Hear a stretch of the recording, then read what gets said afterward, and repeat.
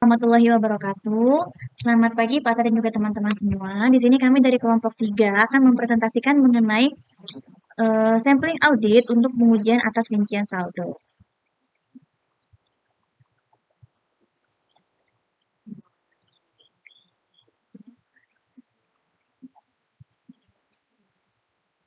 Dengan anggota kelompok, yang pertama ada saya sendiri, Inka Sana Putri, dengan NIM belakang 021, lalu ada Silvi Setianingrum dengan NIM belakang 025, Fitri Aulia Dewi dengan NIM belakang 035, Inka Almira Agripina dengan NIM belakang 098.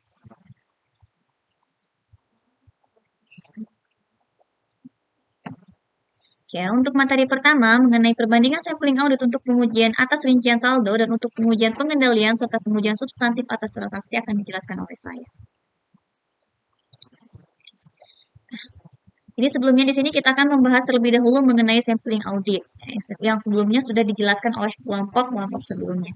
Nah, jadi menurut standar akuntansi 530, sampling audit merupakan penerapan standar audit terhadap kurang dari 100% unsur dalam suatu populasi audit yang relevan. Sedemikian rupa sehingga semua unit sampling memiliki peluang yang sama dipilih untuk memberikan basis memadai bagi auditor untuk menarik kesimpulan tentang populasi secara keseluruhan.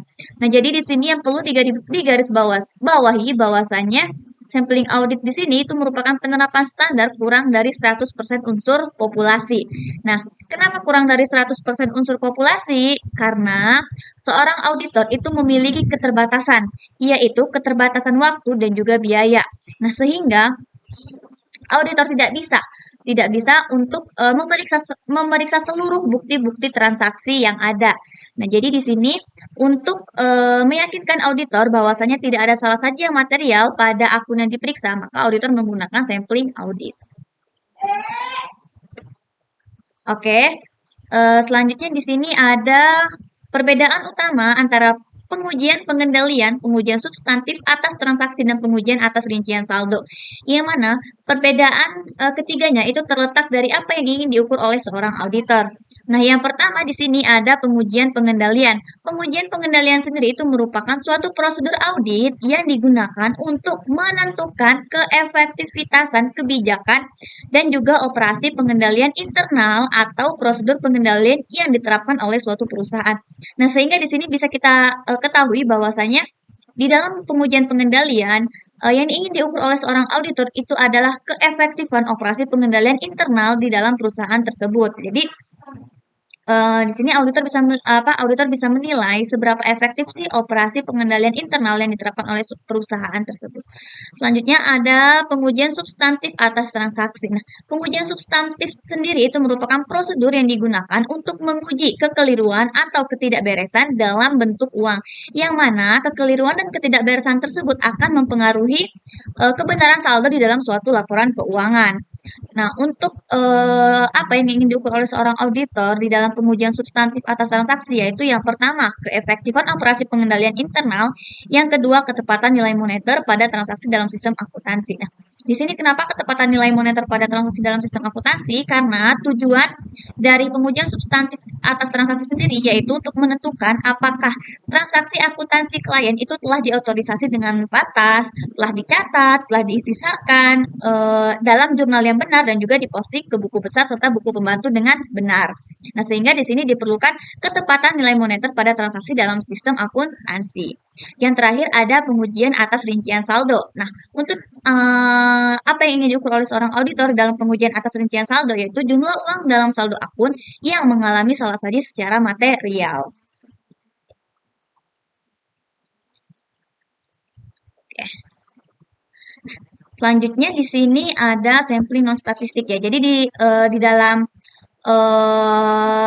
di dalam pengujian atas rincian saldo itu ada 3 jenis utama metode sampling yang digunakan untuk menghitung salah saji tersebut. Nah, yang mana metode sampling tersebut yang pertama ada sampling non statistik, ada sampling unit moneter dan sampling variabel.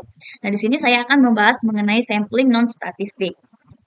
Jadi, sampling non-statistik itu merupakan auditor itu menetapkan besaran sampel dan juga mengevaluasi hasil sampel berdasarkan kriteria subjektif. Nah, artinya di sini di dalam sampling non-statistik itu ketika seorang auditor menetapkan besaran sampel dan juga mengevaluasi itu berdasarkan pertimbangan profesional dari seorang auditor dan juga pengalaman dari seorang auditor. Nah, sehingga semakin banyak pengalaman dari auditor, maka semakin baik sampling yang diterapkan, yang dipilih.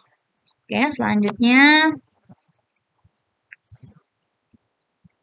Oke, nah di sini ada contoh ya yang nanti untuk penjelasan berikutnya. Oke.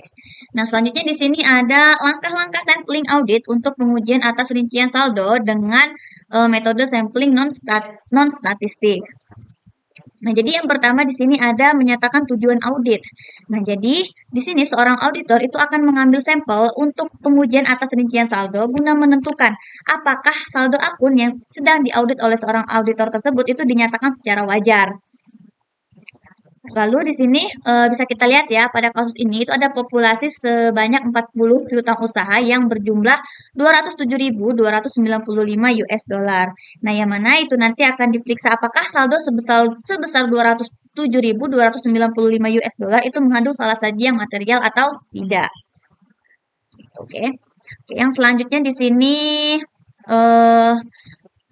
berdasarkan SA 530, ketika merancang suatu sampel, auditor harus mempertimbangkan tujuan prosedur audit dan juga karakteristik populasi yang menjadi sumber suatu sampel yang akan diambil.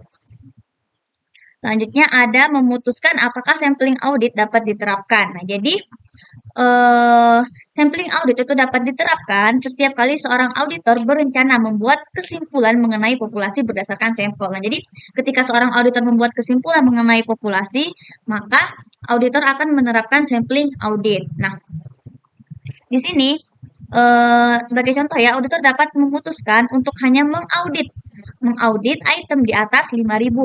Nah, kenapa mengaudit di atas item di atas 5.000? Karena item di atas 5.000 itu dianggap oleh seorang auditor merupakan item yang material, sehingga item di bawah 5.000 itu bisa boleh diabaikan oleh seorang auditor karena auditor menganggap item di bawah 5.000 itu merupakan item yang tidak material.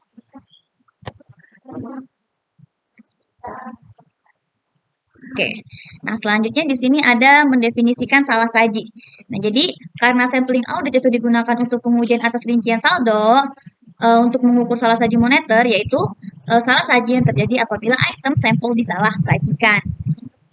Yang selanjutnya ada mendefinisikan populasi.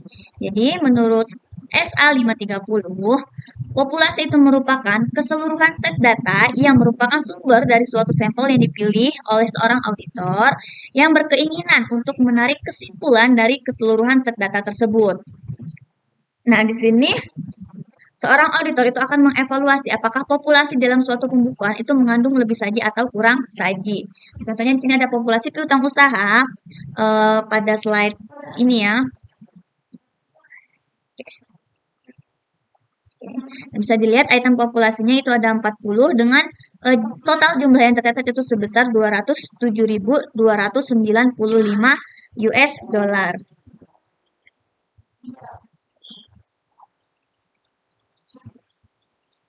Oke. Nah, yang selanjutnya di sini ada sampling berstratifikasi. Jadi, bagi kebanyakan populasi di sini seorang auditor itu akan memisahkan populasi ke dalam 2 atau lebih subpopulasi tergantung dari seorang auditornya ya. Jadi sebelum menerapkan hal itu dilakukan sebelum menerapkan sampling audit. Nah, yang mana setiap subpopulasi itu disebut dengan strata. Menurut SA 530, efisiensi audit dapat ditingkatkan mutunya jika auditor dapat melakukan stratifikasi terhadap suatu populasi dengan cara membagi populasi tersebut ke dalam subpopulasi yang memiliki karakteristik yang teridentifikasi. Nah, tujuan dari stratifikasi sendiri ialah untuk mengurangi keanekaragaman unsur-unsur terhadap setiap strata dan oleh karena itu ukuran sampel dapat dikurangi tanpa meningkatkan risiko sampling. Nah, ini bisa dilihat contohnya ya di sini ada 3 strata. Di sini ada subpopulasi ya, yang ada subpopulasi atau disebut dengan strata. Di sini ada 3 strata dengan kriteria strata. Yang pertama itu lebih dari 15.000, yang kedua itu 5.000 sampai 15.000, lalu yang ketiga itu kurang dari 5.000. Nah, di sini bisa kita lihat ya, untuk yang lebih dari 15.000. Oke. Oke, di sini bisa kita lihat ada yang lebih dari 15.000, ada satu yang 44.110 US dollar, terus ada 17.140 US dollar, dan juga ada 27.750 US dollar. Nah, sehingga untuk kriteria strata lebih dari 15.000 itu jumlah di dalam populasinya itu ada 3. Nah, yang mana total keseluruhan dari dolar dalam populasi itu sebesar 88.955 US dollar.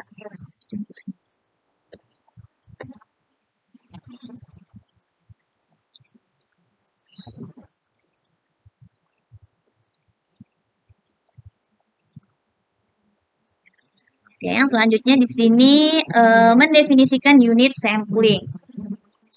Jadi, auditor di sini dapat menggunakan item yang membentuk suatu populasi yang tercatat. Nah, sebagai unit sampling untuk menguji semua tujuan audit kecuali kelengkapan. Nah, ketika seorang auditor merasa ragu atas bukti transaksi tersebut, maka seorang auditor bisa menguji bukti transaksi yang lainnya. Ketika seorang auditor merasa kurang yakin. Gitu. Nah, jika auditor berkepentingan dengan tujuan kelengkapan, nah tadi ya mereka harus memilih sampel dari sumber yang berbeda. Contohnya dalam kasus ini yaitu unit sampling adalah nomor pelanggan. Ya, selanjutnya ada menetapkan salah saji yang dapat ditoleransi. Nah, jadi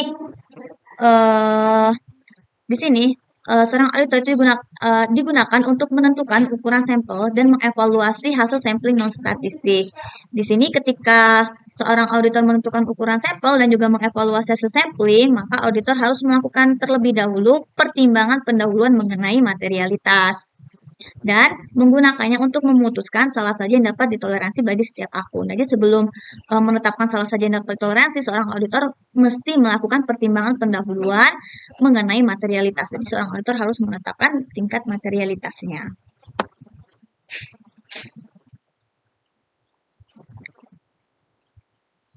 Oke. Yang selanjutnya di sini ada menetapkan risiko yang dapat diterima atas penerimaan yang salah atau disebut dengan ARIA. Nah, menetapkan risiko yang dapat diterima atau penerimaan yang salah itu merupakan jumlah risiko yang bersedia ditanggung oleh seorang auditor karena auditor tersebut menerima suatu saldo sebagai hasil yang benar, padahal salah saji yang sebenarnya dalam saldo tersebut melampaui salah saji yang dapat ditoleransi. Jadi area ini berhubungan dengan resiko sampling ya. Jadi resiko yang bersedia ditanggung oleh auditor karena menerima suatu saldo yang benar, padahal salah saji sebenarnya dalam saldo tersebut merupakan salah saji yang dapat melampaui salah saji yang dapat ditoleransi. Nah, di sini ada pengaruh ARO dan ARIA terhadap pengujian substantif. Jadi untuk pengendalian tidak efektif itu dikatakan resiko pengendaliannya itu sama dengan 100%. Sedangkan untuk pengendalian yang dianggap efektif di sini mereka mengurangi resiko pengendalian. Lalu pengendalian yang tidak dianggap efektif itu ARO-nya juga sama 100%. Sementara untuk pengendalian yang dianggap efektif itu mengurangi ARO. Nah, yang ketiga untuk pengendalian tidak dianggap efektif, dia tidak akan melaksanakan pengujian pengendalian. Sementara bagi pengendalian yang dianggap efektif, dia akan melaksanakan pengujian pengendalian. Karena seperti yang sudah dijelaskan tadi ya, bahwasanya pengujian pengendalian ini kan berhubungan dengan tingkat keefektivitasan kebijakan dan juga operasi dalam pengendalian internal yang diterapkan oleh suatu perusahaan. Sehingga apabila perusahaan melaksanakan pengujian pengendalian, maka bisa dikatakan pengendalian dalam perusahaan tersebut dianggap efektif. Selanjutnya ada menggunakan area yang rendah untuk pengendalian tidak dianggap efektif dan menggunakan area yang tinggi untuk pengendalian yang dianggap efektif. Yang terakhir di sini untuk pengendalian tidak dianggap efektif, dia melaksanakan pengujian substantif yang ekstensif, sedangkan pengendalian yang dianggap efektif, dia melaksanakan pengujian substantif yang terbatas.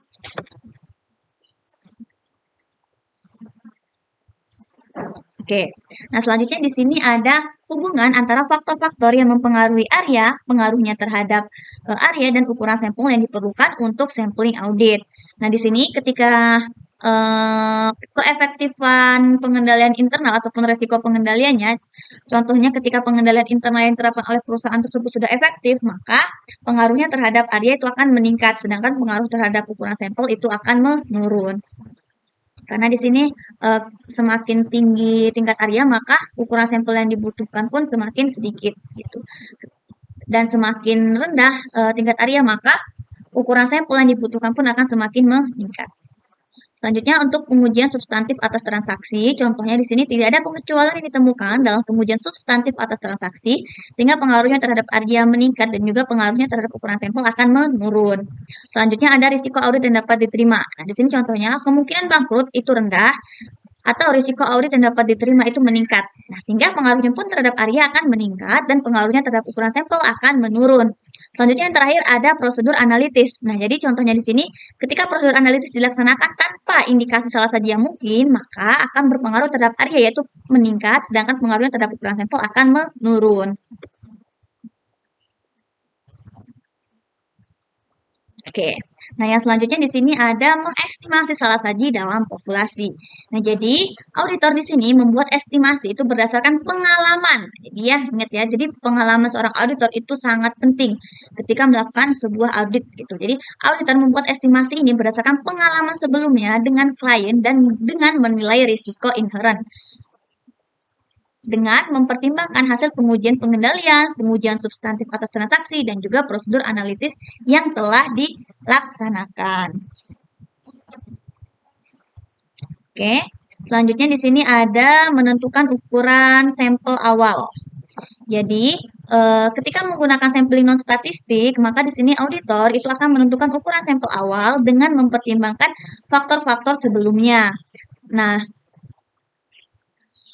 di sini ada contoh ya, diasumsikan auditor menerapkan salah saja yang dapat ditoleransinya yaitu sebesar 15.000, yang mana populasi yang tersisa yang dijadikan sampel yaitu sebesar 118.340, yang merupakan jumlah dari strata kedua dan juga strata ketiga.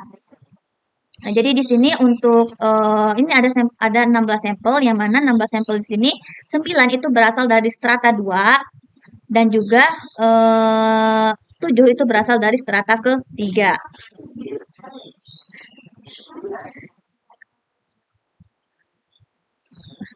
Sini, dengan mempertimbangkan faktor-faktor yang ada, auditor di sini menentukan bahwa resiko penerimaan yang salah sebesar 14% di sini dengan tingkat asuransi 86% itu adalah tepat. Nah, sehingga pada kasus ini auditor menerapkan faktor keyakinan sebesar 2 dan ukuran sampel yang dihitung yaitu sebesar 16. Ini ada contoh perhitungannya.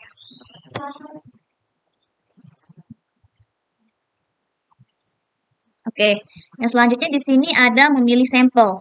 Nah, jadi untuk sampling non statistik sendiri, standar auditing di sini mengizinkan seorang auditor untuk menggunakan berbagai metode pemilihan manapun gitu. Jadi dia bebas untuk menggunakan metode pemilihan apa saja. Tapi di sini auditor itu akan membuat keputusan mengenai metode pemilihan setelah mempertimbangkan keunggulan dan juga kelemahan setiap metode, termasuk di sini pertimbangan biaya gitu ya.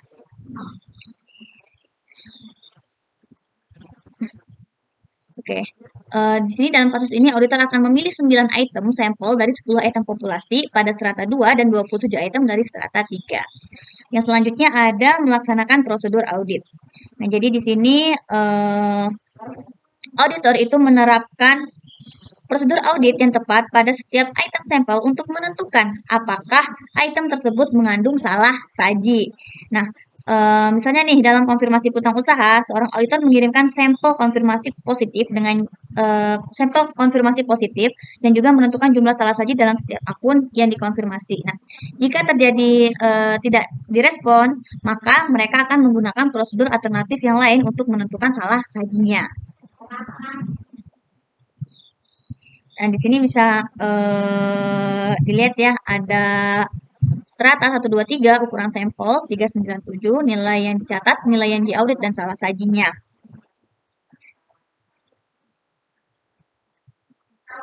Di sini kita lihat strata 1 dengan ukuran sampel 3 dan nilai yang dicatat itu sebesar 88.955 dengan nilai yang diaudit itu sebesar 91.695. Jadi di sini ada kurang saji sebesar 2.740 US dollar. Untuk yang kedua ada lebih saji sebesar 971 US dollar. Lalu yang ketiga juga lebih saji sebesar 2.158 US dollar. Nah, sehingga total lebih sajinya itu sebesar 389 US dollar.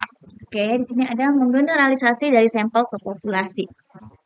Nah, jadi di sini seorang auditor itu harus menggenerasi dari sampel ke populasi dengan cara yang pertama di sini auditor harus memproyeksikan salah satu dari hasil sampel ke populasi. Lalu yang kedua mempertimbangkan kesalahan sampling serta resiko. Nah, tadi kan bisa dikatakan ada dalam contoh tadi ada lebih saja piutang usaha sebesar 389. Nah, di sini apakah auditor akan menyimpulkan bahwa piutang usaha tersebut memang lebih saja sebesar 389? Jawabannya tidak. Jadi di sini seorang auditor itu berkepentingan dengan hasil populasi, bukan hasil sampel. Sehingga auditor harus memproyeksikan dari sampel ke populasi dengan mengestimasi salah saji populasinya. Nah, bagaimana caranya? Langkah pertama di sini yaitu menghitung titik estimasi. Yang mana titik estimasi itu dihitung dengan berbagai cara. Nah, tetapi pendekatan yang paling umum digunakan ialah mengasumsikan bahwa salah saji populasi yang belum diaudit itu merupakan proporsional dengan salah saji sampel. Nah, di sini juga seorang auditor itu yang menggunakan sampling non statistik di sini, mereka tidak dapat mengukur secara formal kesalahan sampling. Karena tadi ya, karena di dalam sampling non statistik dia mengandalkan pertimbangan profesional dan juga pengalaman dari seorang auditor. Sehingga di sini tadi ya harus mempertimbangkan secara subjektif kemungkinan bahwa salah saja populasi yang sebenarnya itu melampaui jumlah yang dapat ditoleransi.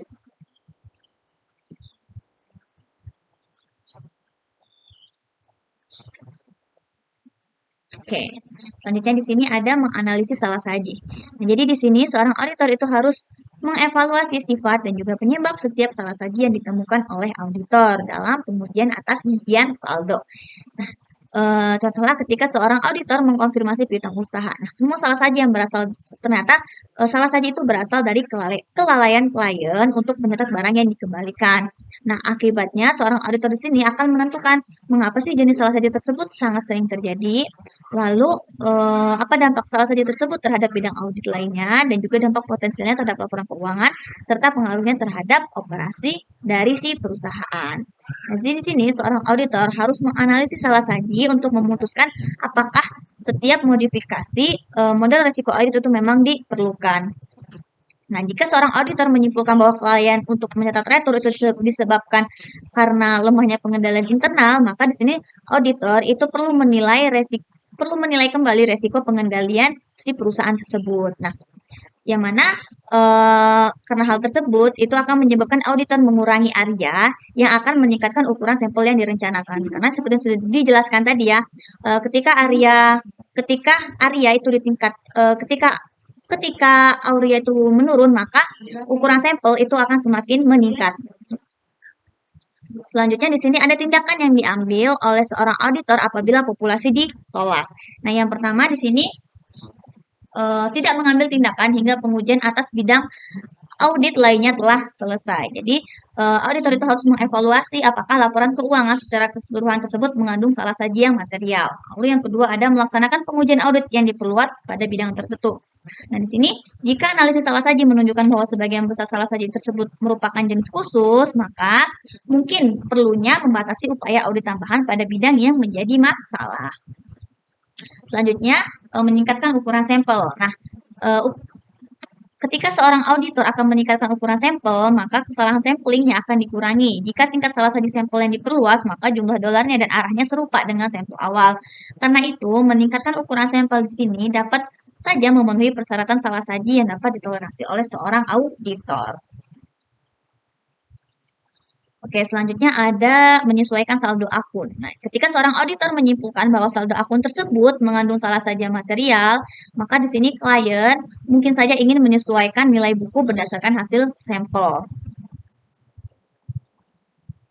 Selanjutnya, meminta klien untuk mengoreksi populasi. Nah, di sini catatan klien itu yang sangat tidak memadai, sehingga perlu dilakukan koreksi di dalam populasinya secara keseluruhan sebelum koreksi tersebut dilakukan sebelum audit dapat diselesaikan.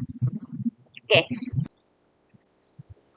selanjutnya ada menolak untuk memberikan pendapat wajar tanpa pengecuali. Nah, jadi ketika seorang auditor yakin bahwa jumlah yang tercatat dalam suatu akun itu tidak dinyatakan secara wajar, maka auditor di sini harus mengikuti setidaknya satu prosedur alternatif sebelum atau mengkualifikasi laporan audit tersebut dengan cara yang tepat. Nah, ketika seorang auditor yakin bahwa laporan keuangan sangat mungkin mengandung salah saja material, maka ketika auditor mengeluarkan pendapat wajar tanpa pengecuali, itu merupakan suatu pelanggaran serius terhadap standar auditing. Gitu. Untuk tujuan pelaporan mengenai pengendalian internal, salah saja material di sini itu harus mempertimbangkan indikator kelemahan yang material yang potensial dalam pengendalian internal terhadap laporan keuangan. Oke, selanjutnya akan dijelaskan oleh teman saya.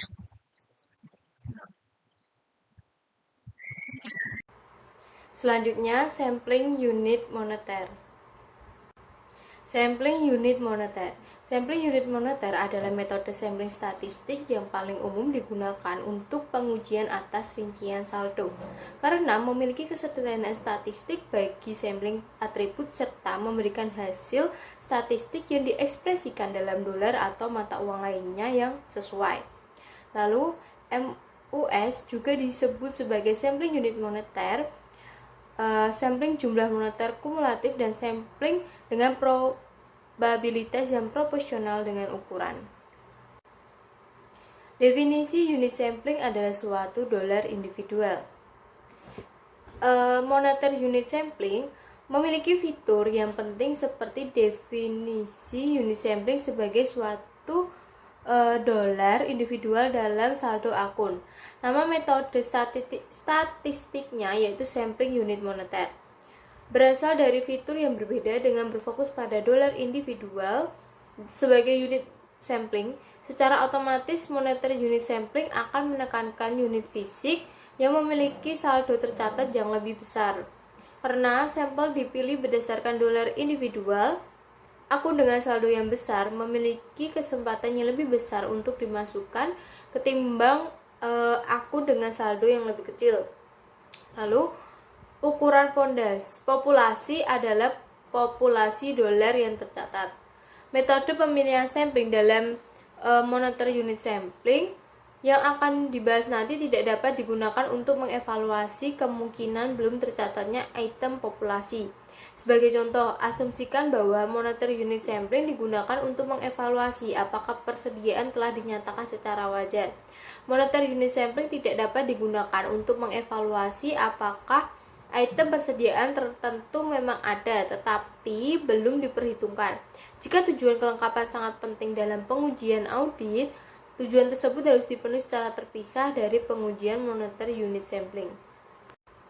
Selanjutnya, pemilihan sampel dilakukan dengan menggunakan PPS. Sampel unit moneter adalah sampel yang dipilih dengan menggunakan probabilitas yang proporsional bagi pemilihan ukuran sampel. Probability proportional to size sample selection PPS. Sampel PPS dapat diperoleh dengan menggunakan perangkat lunak komputer atau teknik sampling sistematis. Perbedaan sampling unit moneter dengan sampling non-statistik. Di sini disediakan 5 perbedaan. Yang pertama yaitu definisi unit sampling adalah suatu dolar individual. Sedangkan yang kedua yaitu ukuran populasi adalah populasi dolar yang tercatat. Yang ketiga yaitu ukuran sampel ditentukan dengan menggunakan rumus statistik. Yang keempat, pemilihan sampel dilakukan dengan menggunakan PPS. Yang kelima, auditor menggeneralisasi dari sampel ke populasi dengan menggunakan teknik moneter unit sampling. Selanjutnya, menentukan ukuran sampel dengan menggunakan moneter unit sampling, yaitu materialitas. Pertimbangan pendahuluan tentang materialitas umumnya merupakan dasar bagi jumlah salah saji yang dapat ditoleransi yang akan digunakan. Asumsi persentase rata-rata salah saji untuk item populasi yang mengandung salah saji.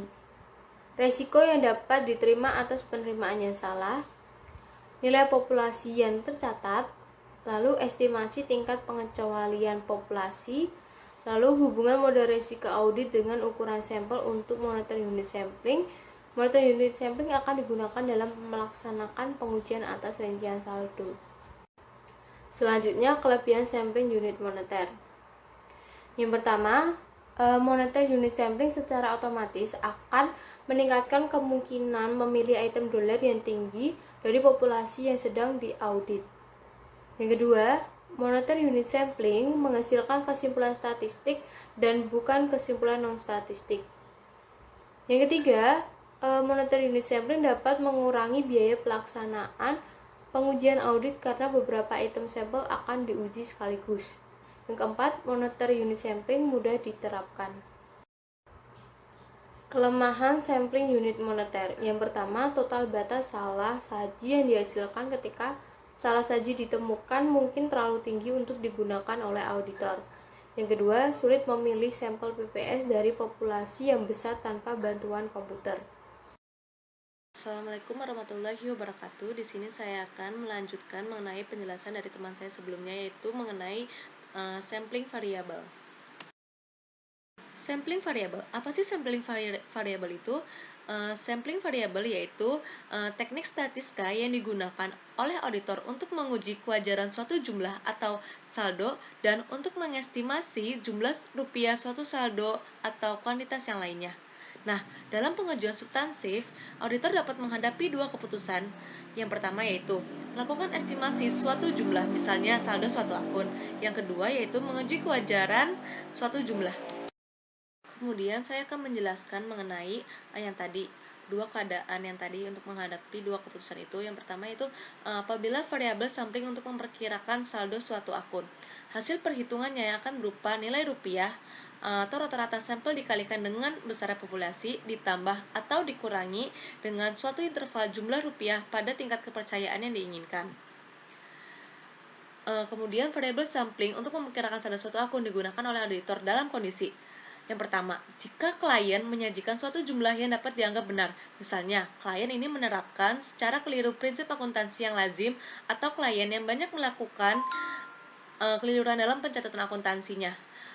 Kemudian yang kedua, jika saldo akun ditentukan dengan statistical sampling. Dalam keadaan seperti yang di atas tersebut, umumnya auditor akan menggunakan variabel sampling untuk memperkirakan saldo akun dan mengusulkan adjustment untuk menyesuaikan saldo akun tersebut dengan hasil taksiran statistik. Jika saldo akun tidak terdapat di dalam buku klien, hasil taksirannya statistik tersebut langsung diusulkan oleh auditor untuk dicatat ke dalam buku klien. Kemudian, variabel sampling untuk menilai kewajaran saldo. Auditor dapat pula menggunakan variabel sampling untuk menilai kewajaran saldo suatu unsur yang dicantumkan di dalam laporan keuangan. Jika dalam auditnya, auditor mau menerima saldo suatu unsur yang tercantum di dalam laporan keuangan sebagai suatu jumlah yang benar, dan auditor tersebut hanya akan mengusulkan adjustment terhadap jumlah tersebut jika terdapat keliruan yang material dalam jumlah tersebut, maka auditor menggunakan uji hipotesis. Selanjutnya adalah distribusi sampling. Untuk memahami mengapa dan bagaimana auditor menggunakan metode sampling variabel dalam auditing, kita harus memahami distribusi sampling dan bagaimana distribusi itu mempengaruhi kesimpulan statistik auditor. Auditor tidak mengetahui nilai rata-rata atau mean salah saji dalam populasi. Distribusi jumlah salah saji atau nilai yang diaudit karakteristik populasi tersebut harus diestimasi dari sampel, yang tentu saja merupakan tujuan dari pengajuan audit. Asumsikan bahwa auditor sebagai eksperimen mengambil ribuan sampel yang berulang dengan ukuran yang sama dari suatu populasi data akuntansi yang memiliki nilai rata-rata X bar. Untuk setiap sampel, auditor menghitung nilai rata-rata item dalam sampel sebagai berikut. Di bawah ini rumusnya. Nah, kemudian setelah menghitung X untuk setiap sampel, auditor memplotnya ke dalam distribusi frekuensi. Kemudian, selama ukuran sampel mencukupi distribusi frekuensi rata-rata, sampel akan tampak seperti yang ditunjukkan pada gambar di bawah ini. Nah, kemudian distribusi rata-rata seperti ini merupakan hal normal dan memiliki semua karakteristik kurva normal. Yang pertama, kurvanya simetris, dan yang kedua, rata-rata sampel berada dalam bagian distribusi sampling yang jelas di sekitar rata-rata atau mean dari mean tersebut, yang diukur oleh jarak di sepanjang sumbu horizontal dalam istilah deviasi. Saya Inka Almira Agripina akan melanjutkan penjelasan dari teman saya. Di sini saya akan menjelaskan tentang metode variabel. Metode variabel di sini ada 3, yaitu estimasi perbedaan, estimasi rasio, dan estimasi rata-rata per unit. Yang pertama ada estimasi perbedaan, yaitu untuk mengukur estimasi jumlah salah saji total dalam populasi apabila ada nilai tercatat maupun nilai yang diaudit bagi setiap item sampel yang hampir selalu terjadi dalam audit. Sebagai contoh, auditor dapat mengkonfirmasi sampel piutang usaha dan menentukan perbedaan salah saji antara jumlah yang dicatat klien dan jumlah yang dianggap benar oleh auditor atas setiap akun. Lalu yang kedua ada estimasi rasio. Serupa dengan estimasi perbedaan, kecuali auditor menghitung rasio antara salah saji dan nilai tercatatnya, serta memproyeksikan hal ini dengan populasi untuk mengestimasi total salah saji populasi. Lalu yang terakhir, estimasi rata-rata per unit.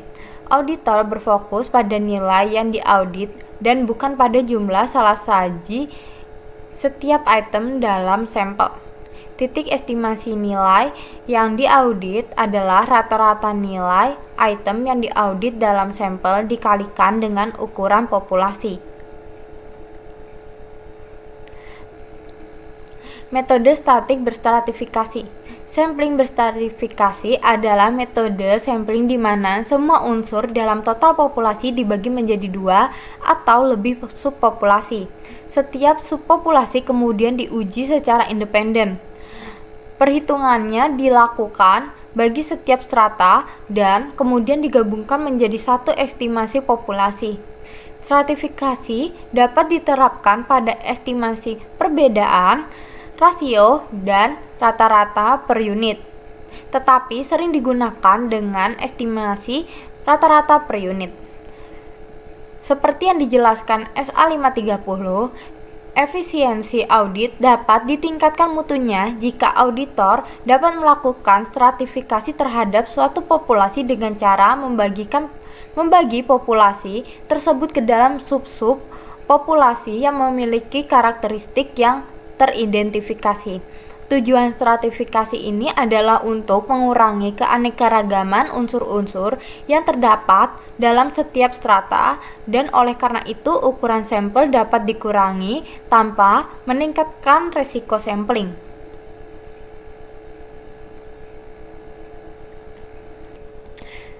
Lalu yaitu ada resiko sampling. Definisi resiko sampling pada SA 530 yaitu resiko bahwa kesimpulan auditor yang didasarkan pada suatu sampel dapat berbeda dengan kesimpulan jika prosedur audit yang sama diterapkan pada keseluruhan populasi. Nah, resiko sampling ini dibagi menjadi 2, yaitu acceptable risk of incorrect acceptance atau ARIA. ARIA adalah resiko statik bahwa auditor yang telah menerima populasi yang dalam kenyataannya mengandung salah saji material. Nah, dijelaskan pada SA 530, yaitu auditor lebih khawatir dengan tipe kesimpulan salah ini karena kesalahan tersebut dapat mempengaruhi efektivitas audit dan mempunyai kemungkinan lebih besar untuk menyebabkan suatu opini audit yang tidak tepat. Lalu yang kedua ada acceptable risk of incorrect rejection atau ARIR. ARIR adalah resiko statik bahwa auditor telah menyimpulkan suatu populasi mengandung salah saji yang material, padahal sebenarnya tidak. Nah, dijelaskan pada SA 530, jenis kesimpulan semacam ini berdampak terhadap efisien audit yang biasanya akan menyebabkan adanya pekerjaan tambahan untuk menetapkan bahwa kesimpulan semula adalah tidak tepat. Sekian yang dapat kelompok saya jelaskan. Jika ada salah kata atau kekurangan mohon dimaafkan. Wassalamualaikum warahmatullahi wabarakatuh.